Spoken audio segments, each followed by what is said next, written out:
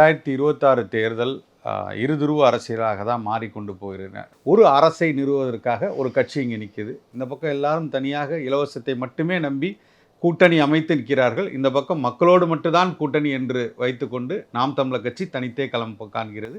மக்கள் பேரெழுச்சியாக இந்த இலவசங்கள் எல்லாம் வேண்டாம், இனி எங்களுக்கு இது தேவையில்லை, ஒரு நல்ல வாழ்க்கை வேண்டும் என்ற நோக்கத்தோடு இந்த அரசியல் இந்த 2026 தேர்தல் நகருகிறது என்பது தான் யதார்த்தம், அதான் உண்மை. அதில் நீங்கள் பார்த்தீங்கன்னா இதுவரை ஆண்ட கட்சிகள், இந்த 65 ஆண்டுகளாக இந்த மண்ணை ஆண்ட கட்சிகள் எல்லா இந்த திராவிடம், திமுக இருக்கட்டும், அதிமுக இருக்கட்டும், அதை கூட்டணி சேர்ந்த கட்சிகளாக இருக்கட்டும், இதுவரை இந்த மண்ணில் செய்த சாதனைகள் என்ன, இதனால் இந்த மக்கள் பற்ற பலன் என்ன, இன்னும் ஒரு சாதாரண ஒரு எப்படி சொல்கிற சுதந்திரம் வாங்கி இத்தனை ஆண்டுகள் ஆகி ஒரு சாதாரண ஒரு எளிய மகன் தன்னுடைய வாழ்க்கையை நகர்த்துவதற்கே இன்றைக்கி மிக மோசமான நிலையில் இருக்கான். அவனே இன்றைக்கி கை நீட்டி இந்த மக்கள் ஒரு 5 ரூபாய்க்கும் 10 ரூபாய்க்கும் ஒரு வேட்டி சேலைக்கும் ஒரு கரும்பு துண்டுக்கும் இன்றைக்கி பொங்கல் இலவசம் கொடுப்பானா, இன்றைக்கி கடைசியில் ஸ்கூட்டி முதல் அத்தனையும் இலவசமாக கொடுத்து ஃப்ரிட்ஜு முதல் எல்லாமே அவங்க இலவசமாக கொடுத்தா தான் என் வாழ்க்கையை நகர்த்த முடியும், அரிசி பருப்பு முதற்கொண்டு அந்த இடத்துக்கு நகர்த்தி வச்சுருக்கதா இவர்கள் செய்த சாதனையாக இன்றைக்கி வெளியில் பேசுகிறாங்க. அப்போ இப்பேற்பட்ட இந்த கட்சிகள் எல்லாம் இன்றைக்கி தேர்தல் அப்போ நான் தான் அடுத்த முதல்வராக இருக்க போகிறேன், நான் தான் இந்த ஆட்சியை பிடிக்க போகிறேன் என்று மறுபடியும் அதே துண்டை தலையில் போட்டுக்கொண்டும் வேட்டியை கட்டிக்கொண்டும் கரவேட்டி கட்டிக்கொண்டும் மக்களை சந்திக்க இருக்கிறார்கள். இது மக்களிடம் நிச்சயமாக எடுபடாது. இந்த முறை அதற்கான பெரிய விலையை அவர்கள் கொடுக்க இருக்கிறாங்க என்பதை அதை ஏன்னா 10,62,200 கோடி கடனில் இன்றைக்கி இந்த நாட்டை வைத்துவிட்டு நான் பெருமையாக சொல்லிக்கொள்கிறேன், இந்த பெண்களுக்கான ஆட்சி, மக்களை நான் மிக நல்ல வளமிக்க நாடாக மாற்றிவிட்டேன், மக்களை நல்ல நிலைமைக்கு எடுத்துக்கொண்டு போயிட்டேன்னு எப்படி இவர்கள் மக்களை சந்திக்க போகிறாங்கிறது தான் ஒரு பெரிய ஆச்சரியக்குறியாக இருக்குது. இது இன்றைக்கி எந்த இடத்துல திமுக இருக்கட்டும் அதிமுக இருக்கட்டும் 2 அரசுக்கிட்டே நான் கேட்குறேன், இன்றைக்கி நீங்கள் மக்களை சந்திக்க போகும்போது என்ன வாக்குறுதிகளை கொடுப்பீங்க, எதை நீங்கள் சொல்லி நான் இதெல்லாம் நிறைவேற்றுறேன்னு சொல்ல முடியும்? மக்கள் இதெல்லாம் கேட்டாங்களா? அவர்கள் ஒரு அடிப்படை தேவைக்கு குடிநீருக்கு முதற்கொண்டு இன்றைக்கி ரோட்டில் நிற்கக்கூடிய நிலைமையில் வச்சுருக்கீங்க.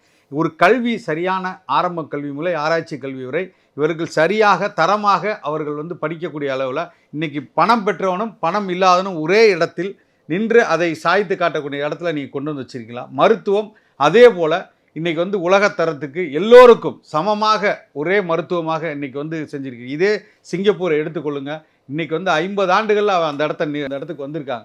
ஒன்றும் இல்லாத தொழுநோய்களின் கூடமாக, விபச்சாரங்களின் கூடமாக, மது கேளிக்கைகளின் கூடமாக இருந்த அந்த நாட்டை ஒரு சொர்க்க பூமியாக இன்றைக்கி மாற்றி அமைச்சிருக்காங்க. அந்த தலைவனால் முடியுது என்றால் இத்தனை ஆண்டுகள் நீங்கள் இந்த மண்ணில் ஏன் இந்த சாதனையை செய்யவில்லை?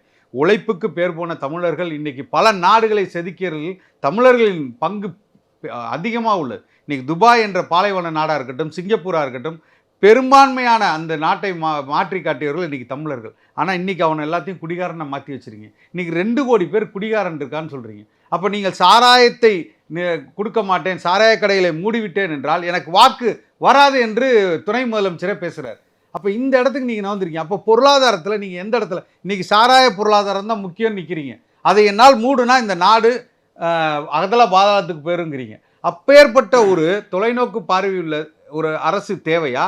இல்லை, இந்த மண்ணில் எனக்கு சாராயமே தேவையில்லை, அது முட்டி மூலமாக மூடிவிட வேண்டும், அதற்கு மாற்றாக ஒரு பொருளாதாரத்தை நான் கொடுக்கிறேன், அதற்கு தற்சார்பு பொருளாதாரம் முக்கியம், பாலில் சந்தை மதிப்பு என்ன, கரியின் சந்தை மதிப்பு என்ன, இதை வைத்து பெருமை மிக்க ஒரு வாழ்க்கை வாழலாம், ஒரு தொலைநோக்கோடு இந்த மக்களை எல்லாம் அந்த இடத்துக்கு நகர்த்தி போவேன்னு ஒரு தலைவன் சிந்திக்கிறான்ல, அதுதான் இந்த மக்களுக்கு தேவை என்பதுதான் இந்த தேர்தலில் போட்டியாக இருக்கும். எல்லா தேர்தலையும் இதுதானே சார். ஆனால் நாம் தமிழர் கட்சி சொல்லியிருக்காங்க, இது புதுசா சொன்னது இல்லை.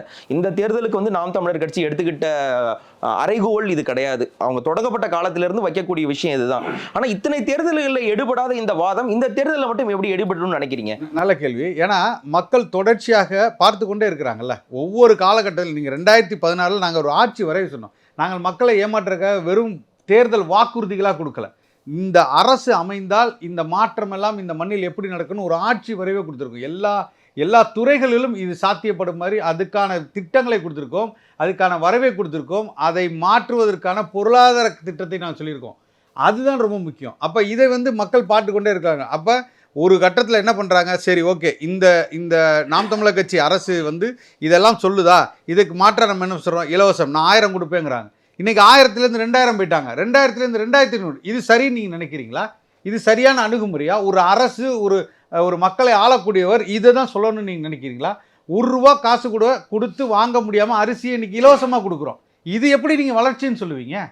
இதை நீங்கள் வளர்ச்சின்னு சொல்லுவீங்களா? இல்லை ஒவ்வொரு வீட்டுக்கும் நாங்கள் அரசு வேலை கொடுக்குறோங்கிறோம். ஆடு மாடு மேய்த்தலை அரசு பணியாக்குறோம், ஒவ்வொரு வீட்டிலும் அரசு பணியை கொடுக்குறோங்கிறோம். சாராயம் என்பதை முற்றுமுறமாக மூடுறோங்கிறோம். இன்னைக்கு எங்கு பார்த்தாலும் 2 வயது குழந்தை முதல் 60 வயது மூதாட்டி வரை இன்னைக்கு கற்பழிக்கப்பட்டு கொலை செய்யப்படுகிறாள். இன்னைக்கு ரோட்டில் நடமாறக்கூடிய இடத்துல நீங்கள் வைக்கல மக்களை, அச்சத்துடனே வாழ்கிறாள். காலையில் போன பிள்ளை சாயந்தரம் வீட்டுக்கு வருவாங்கிறதே பெரிய கேள்விக்குறியாக இருக்குது. எல்லா மனிதருக்கும், ஆண் பெண் எல்லாத்துக்குமே அந்த நிலைமையில தான் இருக்குது. அது சரி. அப்போ நாங்கள் சொல்கிறோம் மரணம், இந்த குற்றத்துக்கு மரண தண்டனை தான் சரியான தீர்ப்பு அப்படின்னு நாங்கள் சொல்கிறோம். ஏன் அதை சொல்ல மாட்டாங்க? ஏன் அதை எடுத்து வைக்க முடியல? இதை நாம் தமிழர் கட்சி சொல்லுதே. இன்னைக்கு 2 லட்சம் குடிகாரர்கள் இருக்காங்க, அவங்க வாக்கெல்லாம் போயிருன்னு சொல்லிட்டு நீங்கள் மதுக்கடை மூட மாட்டேன்னு சொல்கிறீங்களே, இது எப்படி அந்த கொள்கை முடிவு சரியாக இருக்குன்னு நினைக்கிறீங்க? அதை நாம் தமிழர் கட்சி எடுத்து வைக்குதுல்ல. அப்போ 117 இடங்களில் பெண்களுக்கு வாய்ப்பு கொடுக்குறோங்கிறோம். 50% இடஒதுக்கீடை நாம் தமிழர் கட்சி சாத்தியப்படுத்தியிருக்கு. இத்தனை ஆண்டுகள் பெரியாரின் பிள்ளைகளாக நீங்கள் வழிவந்த பிள்ளைகளாக திராவிடத்தை தூக்கி கொண்டு செல்கிறீங்க. உங்களுக்கு எல்லா கட்டமைப்பும் இருக்குது, நீங்கள் நினைத்தால் யாரை வேணாலும் வெல்ல வைக்கலாம். ஏன் அதை நீங்கள் இந்த மகளிருக்கு செய்யக்கூடாது? அந்த இடத்துல யாரை நிறுத்தலாம் வெல்லலாம்ல. அப்போ நீங்கள் இங்கே இருக்கிற ஆராசாவை கொண்டு போய் நீங்கள் பெரம்பலூர்லேருந்து அங்கே கொண்டு போய் குன்னூரில் போடுறீங்க. அப்போ இங்கு நீங்கள் ஒரு மாற்றத்தை செய்து யாரை வெல்ல வைக்க வேண்டும் என்ற உங்களிடம் அத்தனை அதிகாரங்களும் இருக்கின்ற பணபலம் இருக்கின்றது. ஏன் இதை சாத்தியப்படுத்த முடியல?